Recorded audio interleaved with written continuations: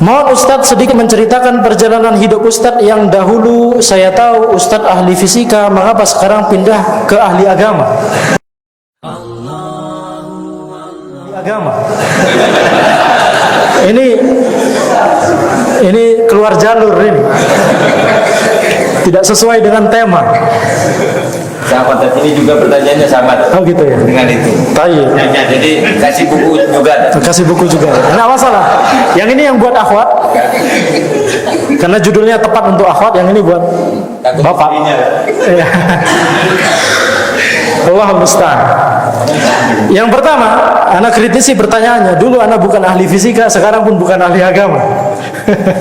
Ya, jadi alhamdulillah ketika kami kuliah ke Amerika setelah lulus dari SMA 1 Pamekasan, kemudian kuliah ke UI 4 tahun, kemudian kuliah ke Amerika di tahun 2010. Di saat itu memang pemahaman agama kami pemahaman agama yang tradisional. Maksudnya kami berasal dari desa, dari Palengahan. Ya, mbah-mbah kami kiai. Jadi terbiasa dengan hal-hal yang tidak ada dalilnya. Ya, tidak semua kiai seperti itu, tapi yang kami temui di lingkungan kami seperti itu. Maka itu membuat kami di zaman ketika SMP SMA tidak mau belajar Islam, karena kami merasa itu aneh. Itu alasan mengapa kami ketika SMP SMA tidak mau belajar Islam, tidak mau belajar bahasa Arab, karena praktek-praktek yang dilakukan aneh. Kalau orang mau lulus kerja datang ke mbah, kalau orang mau lulus kuliah datang ke mbah,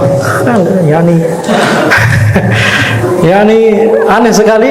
Ya alhamdulillah saat itu kami sudah memiliki fitrah bahwa ini salah gitu. Ya. Jadi padahal ketika kecil sudah sempat belajar bahasa Arab, sudah menghafal matan sudah, cuma kami tinggalkan gara-gara merasa aneh. Pun ketika ke UI masih merasa aneh. Ketika misalnya melihat bahwa ya orang-orang pergerakan misalnya, Anda merasa aneh dengan mereka. Ya, tidak ilmiah. Tetapi ketika kami berangkat ke Amerika, ya, ketika melihat dari luar, yang awalnya Islam di Indonesia, kita berada di dalam, kemudian ketika ke Amerika melihat dari luar, bertemu dengan orang-orang baru, bertemu dengan ya sumber-sumber ilmu baru, kamu melihat bahwa oh ternyata Islam itu ilmiah. Islam itu ilmiah. Contohnya waktu itu yang kami pelajari di Amerika Serikat, kitab yang pertama kali kami pelajari di Amerika Serikat itu adalah kitab Tauhid. Mengapa kok kami sampai belajar Islam? Nah, ini terloncat sebenarnya. Karena waktu itu sakit. Di Amerika kami sakit keras. Dan ini berbeda dengan sakit keras yang diisukan waktu kami di UI.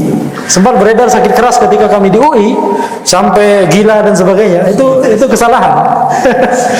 Itu kesalahan. Teman-teman kami nelpon kami ketika kami lagi lari pagi di UI.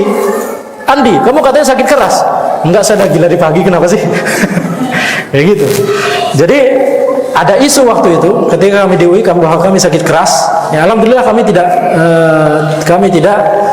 memikirkan masalah itu. Yang kami pikirkan hanya ibu yang menjadi sakit gara-gara banyak orang yang mengisukan bahwa kami gila, bahwa kami sakit keras.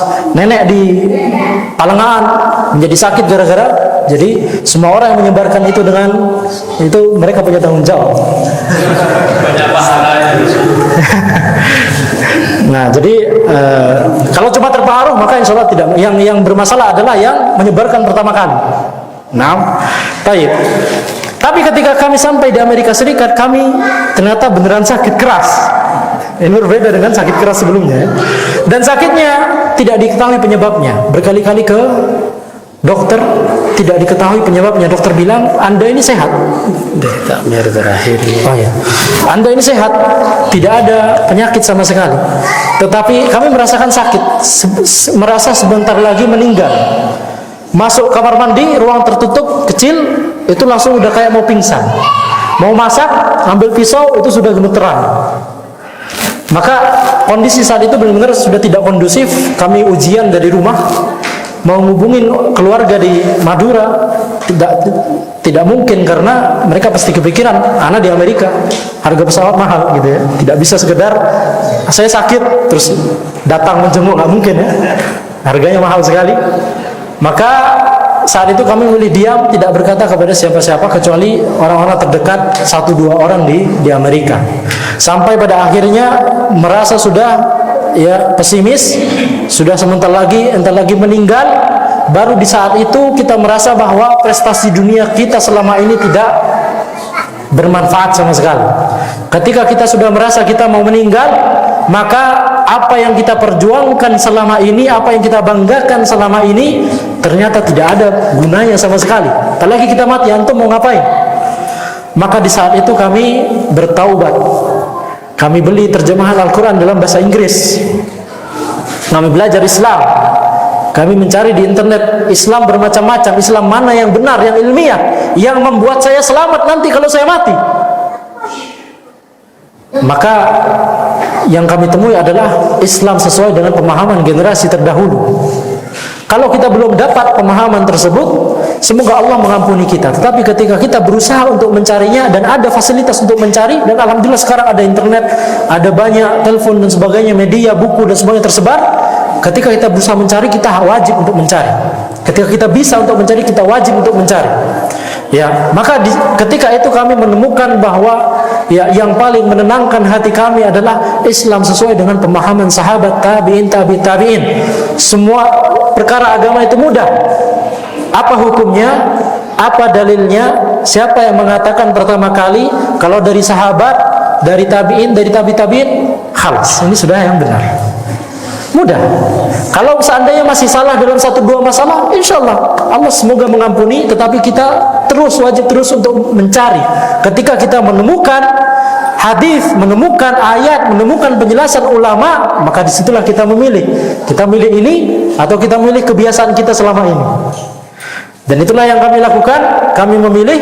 Akhirnya kami ngaji di sana, belajar bahasa Arab dari awal, bahkan belajar tajwid dari awal. Baca Quran yang semula tidak pernah baca Quran, belajar tajwid dari awal, belajar bahasa Arab dari awal, ya, duduk di majelis ilmu, pindah rumah ke dekat masjid, ya, sholat Jumat yang awalnya sholat Jumat itu nggak pernah sholat, akhirnya sholat Jumat jalan kaki 40 menit, gara-gara sebelum pindah rumah. Akhirnya mengapa kami pindah rumah? Supaya bisa ke masjid. Ini di Amerika, masjid itu susah, tidak seperti di Madura, di Indonesia yang masih itu mudah. Ya, maka kitab tauhid, kitab yang pertama kali kami pelajari, mempelajari sebuah kaidah waktu itu bahwa ya kalau misalnya kita menetapkan sebuah sebab yang Allah tidak jadikan itu sebagai sebab, maka itu adalah syirik asghar. Ini kaidah yang kami pelajari di kitab tauhid waktu kami ngaji di Amerika. Kalau kita menjadikan sesuatu sebagai sebab dan Allah tidak menjadikan itu sebagai sebab, maka ini syirik asghar. Ya, ini haram, berdosa, syirik asghar. Syirik tapi syirik asghar. Apa contohnya? Contohnya misalnya semua hal yang pamali-pamali yang enggak ilmiah itu semuanya kena kaidah ini. Laki-laki bujangan atau perawan kalau berdiri di depan pintu susah dapat jodoh. Kalau makan pisang dari tandan paling pinggir, nah susah dapat jodoh. Hamil bawa jarum apa? Ya itulah pokoknya ya. Kalau malam Jumat manis kemudian apa dan sebagainya, pokoknya sesuatu yang tidak ilmiah. Kalau kita meyakininya syirik asghar. Coba. Islam itu ilmiah ternyata. Itu yang membuat kami langsung semangat untuk mempelajarinya. Langsung ketika kami mempelajari Islam, berangsur-angsur sembuh. Berangsur-angsur sembuh. Alhamdulillah. Jadi Allah Subhanahu wa taala memberikan kami kehidupan yang kedua. Maka kami bertekad untuk di kehidupan yang kedua tersebut, setelah sebelumnya merasa sudah mau meninggal, maka kami bertekad untuk mendedikasikan diri kami kepada Islam. Yang sebelumnya mengerahkan seluruh waktu dan tenaganya untuk dunia, maka sekarang kita harus mendedikasikan waktu dan tenaga kita untuk Islam. Bukan karena Allah Subhanahu wa taala, bukan karena agama Islam butuh kepada kita, tetapi kita yang butuh pahala membantu dakwah Islam. Kalau kita tidak melakukannya, maka kita akan digantikan oleh orang lain yang lebih baik. Maka sesungguhnya kita yang lebih butuh, kita yang butuh. Maka sejak saat itulah kami mulai mendalami agama Islam, ya, langsung dari kitab-kitab para ulama, ya, Arab Gundul, sehingga kita bisa mengetahui langsung dari sumbernya ini, ya, riwayat-riwayat dari para sahabat, tabi'in, tabi'in, ini dari para imam dan sebagainya, beragama tidak secara taklid, yaitu hanya ngikutin fanatik buta kepada apa yang diucapkan oleh, ya, orang-orang. Maka ini yang kami rasa sangat menenangkan hati kami, karena kami langsung tahu sumbernya. Dan walaupun seandainya masih ada 1-2 permasalahan yang misalnya kita salah, tapi kita sudah menjalani metode ini, Allah Subhanahu wa taala, semoga Allah Subhanahu wa taala mengampuni kita, karena metodenya sudah benar. Kalau dalam 1-2 masalah masih salah keyakinannya, tapi metodenya sudah benar, semoga Allah Subhanahu wa taala mengampuninya, ya.